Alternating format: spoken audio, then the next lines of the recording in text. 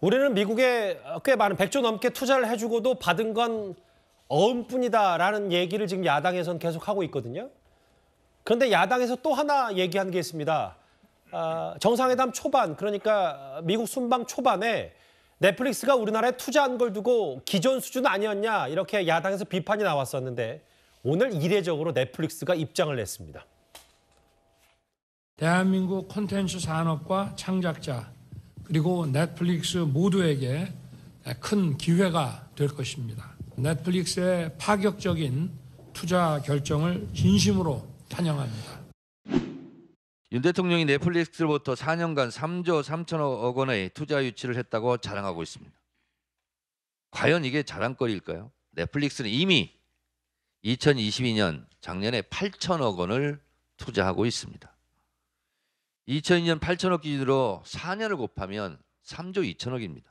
이게 대통령의 방미의 첫 성과 자랑입니까?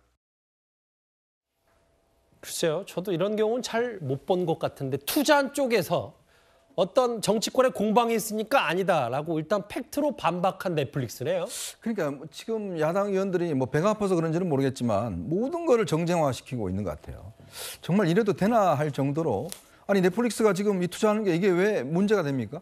아니 본인들이 지금 그러면 작년에 했는데 다음에 하라는 그 법이 있나요? 아니잖아요. 그러니까 앞으로 이렇게 계획 4년 동안 3조 3천억 투자하겠다는 거 중요한 계획 아닙니까? 아니 옛날에 했는데 똑같다. 이런 식의 접근 방법이 어디 있습니까? 모든 게 그럼 넷플릭스는 무조건 의무적으로 투자를 해야 됩니까? 넷플릭스는 작년에 투자했으니까 올해도 해야 되고 다 해야 되는 게 원칙인가요? 정말 이거는요. 우리가 좀 이 외교적이나 투자나 이런 문제에 있어서만큼은 좀 야당도 예를 들어서 이런 부분에 대한 평가를 할 건 하고 해야 되는데 무조건 모든 것을 무슨 뭐 이 화동 이 뽀뽀한 거 가지고도 뭐 문제를 일으키더니 또 이 문제 가지고 이렇게 이야기를 하고 아니 대통령 노래한 거 가지고도 또 그러고 도대체 뭐 야당한테 마음에 드는 게 뭐가 있는지 글쎄요 참 정말 이래도 되는가 싶을 정도입니다. 넷플릭스는 이렇게 얘기했어요. 지금 보시는 것처럼 4년간 3조 원대 투자는 누적 투자금의 2배니까 파격이 맞다. 일부 언론 정치권의 투자 추정액 이건 뭐 아마 정청래 의원 가리킨 것 같은데 오류다. 넷플릭스 얘기가 나왔으니까요. 그 박성미 비서관님 굳이 제가 양의원 의원 얘기까지 소환하지 않더라도 그러니까 윤 대통령이 투자를 유치를 한 건데 투자를 한 것처럼 얘기했다가 또 그걸 또 바로잡는 과정에서 사과도 안 해서 좀 논란도 많았고 그 잘한 건 잘한 거고 뭐 이번에 얻은 건 없었다라는 비판을 좀 나눠서 민주당도 해야 그 대통령실이 들을 것도 듣고 쓴소리로 받아들이지 않겠습니까? 그러니까 아마 저 넷플릭스 얘기가 그 오류다라고 넷플릭스가 밝힌 이유는 추정해 보면 사실 저 넷플릭스 투자액은 구체적으로 넷플릭스가 밝히기 전에는 이제 알려진 바가 없었습니다. 그러니까 저 정청래 의원께서만 저렇게 말씀하신 게 아니라 사실은 일부 언론에서도 넷플릭스의 투자액을 추정해서 이야기를 하는 발언을 했었거든요. 그러다 보니까 이제 사실이 공개되지 않은 상황에서 비판을 하다 보니 생길 수 있는 해프닝이 라고 저는 생각을 하고요.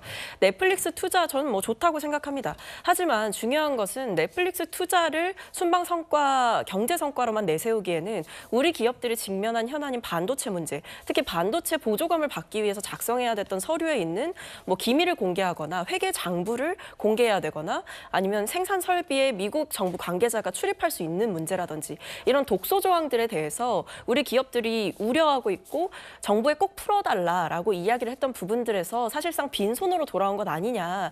이 부분을 집중해서 본다면 넷플릭스 투자라는 호재가 있음에도 불구하고 사실상 지금 기업들을 우리나라 기업들을 향한 악재가 상당하기 때문에 더 상반된 평가를 내릴 수밖에 없는 입장인 것 같습니다. 알겠습니다. 근데 이게 우리나라만 그런 게 아닙니다. 미국이 지금 뭐 EU도 마찬가지고 일본도 마찬가지고 전 세계적으로 지금 하고 있는 문제거든요. 그러니까 우리나라와의 양자 관계 같으면 뭐 충분히 해결할 수 있겠죠. 그렇지만 미국이 전략적으로 전 세계적으로 지금 이 IRA법이라든지 하고 있는 상황이기 때문에 다른 나라에 좀 더 배타적으로 그렇죠. 불이익을 준다. 왜냐하면 우리 대통령 못했다 이렇게 이야기하기에는 저는 무리라는 생각이 듭니다.